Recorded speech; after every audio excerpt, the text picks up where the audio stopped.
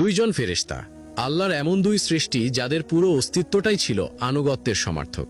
এক মুহূর্ত তাসবিহ থেকে বিরত হননি কখনো।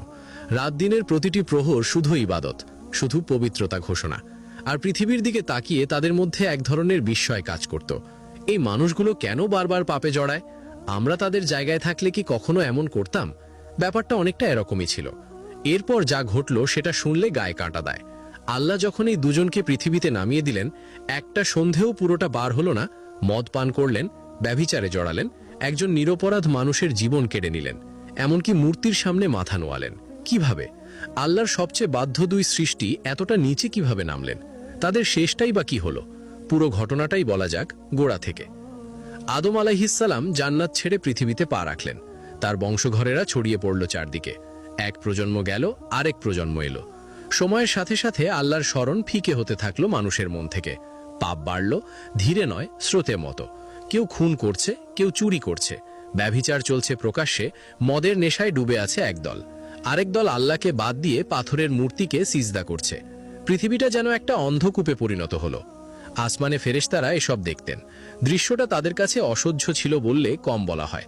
মানুষ আল্লাহর দেওয়া খাবার খাচ্ছে, তারই দেওয়া পানি পান করছে, তারই বাতাসে শ্বাস নিচ্ছে, তারই দেওয়া সুস্থতায় চলাফেরা করছে, অথচ ঠিক সেই আল্লাহরই বিরুদ্ধে যাচ্ছে। ফেরেশতারা আপোষে বলাবলি করতেন, কি হলো এদের? এত কিছু পেল, নবী রাসূলও এলো তাদের কাছে, তারপরেও এরা ফেরে না। এক পর্যায়ে ফেরেশতারা আল্লাহর দরবারে সরাসরি অভিযোগ তুললেন।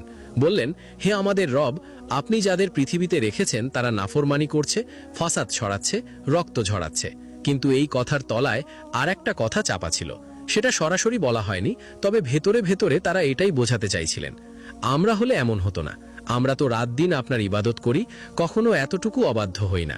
আমাদের পৃথিবীতে রাখলে কোনো পাপই হতো না সেখানে। আল্লাহ সব কিছু জানেন। ভেতরের কথা, বাইরের কথা কিছুই তার কাছে লুকো থাকে না। ফেরেশতাদের এই গোপন আত্মবিশ্বাস, এই সূক্ষ্ম অহংকারটুকুও তিনি জানতেন। তিনি জবাব দিলেন, তোমাদেরকে যদি মানুষের মতো করে বানানো হতো, ভেতরে যদি সেই নফস থাকতো, সেই টান থাকতো, শয়তান যদি পেছনে লাগতো, তোমরাও ঠিক একই কাজ করতে। ফেরেশতারা বললেন, সুবহানাকা, আপনার পবিত্রতা ঘোষণা করছি। আমরা কখনো আপনার অবাধ্যতা করতে পারি না। পৃথিবীতে থাকলেও শুধু আপনারই ইবাদত করতাম, শুধু আপনারই হুকুম মানতাম। আল্লাহ বললেন, তাহলে নিজেদের মধ্য থেকে দুজনকে বাছো, পৃথিবীতে পাঠাই, দেখি তারা কি করে। ফেরেশতারা নিজেদের মধ্যে আলোচনা করলেন, কে সবচেয়ে বেশি ইবাদত গুজার, কার আল্লাহ ভীতি সবচেয়ে গভীর, কে মানুষের পাপাচার দেখে সবচেয়ে বেশি ক্ষুব্ধ হতেন। শেষমেশ দুজনকে বেছে নেওয়া হলো, হারুত আর মারুত।